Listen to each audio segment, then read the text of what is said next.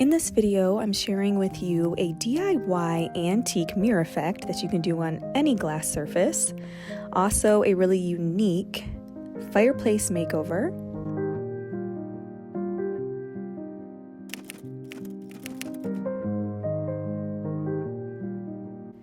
So we took a trip to Holland, Michigan. This is such a neat place, very inspiring. As you can see there, the windmill is just breathtaking. The fields are covered in tulips during the springtime.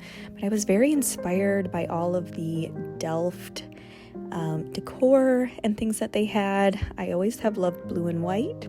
So when I got home, I wanted to make a change to the fireplace. This is what it looked like before. I was ready to brighten things up. So these were some of my inspiration photos. I just love the way it looks on a fireplace surround with old Delft tiles. I think it's just so charming and gives that kind of English European country look that I absolutely love. And I have been able to collect quite a few Delft tiles just while out thrifting and at antique stores, but because of the way our fireplace surround is, I knew putting real tiles on it wasn't feasible. So I started scouring the internet and looking for the right decal that I could just put on temporarily. And finally I found the right ones on Etsy. They were the right size. There was enough of them, and the price was good. So here's the listing for that, and I will have it linked below in case you're looking for something like this to temporarily add some charm to a certain space in your home. And again, here's just the plain black fireplace surround. So first what I did is I used some gallery putty to place my decals so that I could visually see where they needed to go in case some of them needed to be cut in certain places. And this was definitely a smart thing to do before I started sticking them on. So I highly recommend doing something like this prior to. And once I had everything laid out, it was time to just start placing these decals on. And yes, they are very sticky, but they are movable. You can take them off and put them back on if you need to, at least on this type of a very smooth, flat surface. So I just began placing each decal tile, and it was pretty simple from there on out. One thing about this tile is I wished I could have found some similar white decal tiles to kind of break up the pattern of these, because it was a little hard to get the pattern to look random enough. A lot of the tiles were the same, and so visually I was just trying to break that up, but I had no luck finding white ones that looked like I needed them to. But in the end, everything turned out really nice.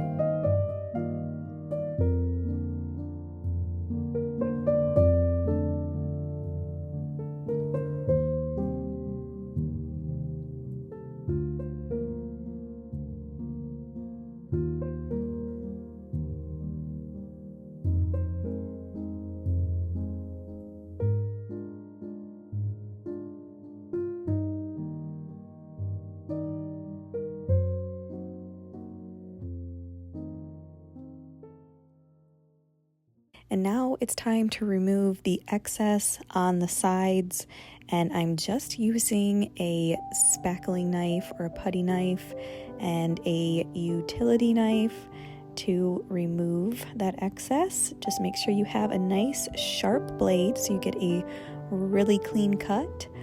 And I chose to have the tiles cut off a little bit on the sides there just to fit as many full tiles in as I could. And in the end, you don't really notice it.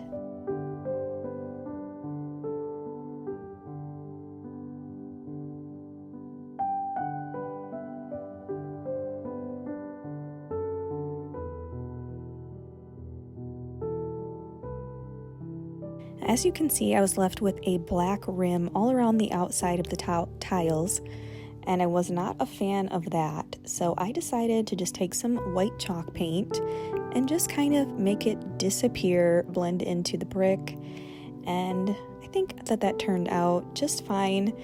I do seal everything in, and I will show you that process here in just a little bit. I think that was the key to protecting these tiles from the heat of the fireplace, as well as just helping them to last as long as possible.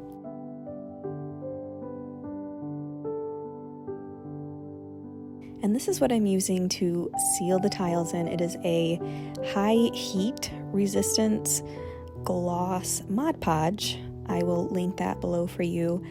It says that you can put it in, I think, the dishwasher, so it's for glassware and things if you do a project with something like that. So I figured it would be a good choice for somewhere that does get some heat. And these tiles have been here now for a few months, and I have to say they're holding up perfect. They're not lifting or buckling, they're not yellowing or anything, so I think this Mod Podge was the way to go. And they also gave them a little bit of a 3D textured effect and that tile shine. So here again is the before, and here is the after. And believe it or not, having these tiles on the fireplace brightened the room up so much. And I just think it has a little bit more charm and character now. And hopefully you can't even tell that they're not real tiles. Let me know what you think in the comments below. And again, give this video a like if you thought that this project was inspiring.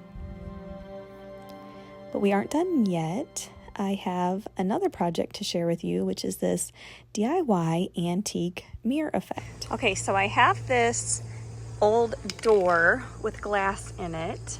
So this side's got some black paint on it, but this side is actually the side that I want to display. It's just like a nice stained dark wood. It's got these cool little metal pieces in there, hook and eye type things. So I think what I'm gonna do is I'm gonna try and make this look like a really old antiqued mirror. And I'm gonna use this mirror effect, and then I will show you what else I'm gonna do. So I'm gonna spray the mirror effect on the back, and then I'm gonna try and put like a vinegar solution on it to give it that like antique speckled kind of mirror glass look. A tip when using this mirror effect product: go in light coats because it does tend to drip very easily. So apply multiple coats that are very light and sheer to avoid the dripping. It does dry really fast.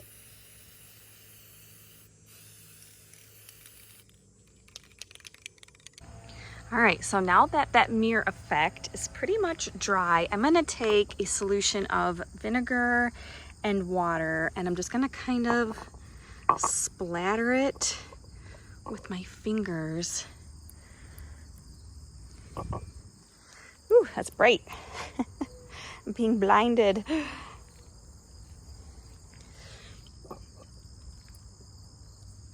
Kind of get some like bigger splatters on there. I don't think I want to do like too much.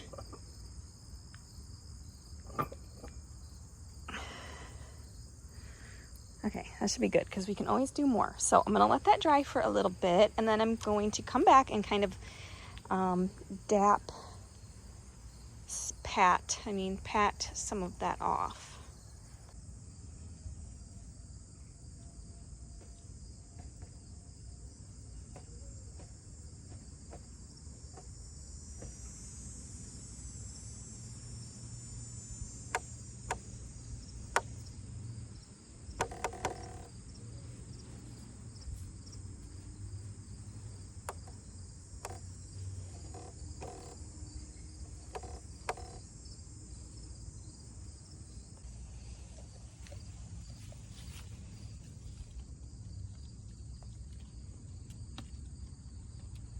All right, so now that I have my little speckles, I'm going to take some black matte spray paint and spray this backside as well, so that way you'll actually see these speckles once they're up against my white walls.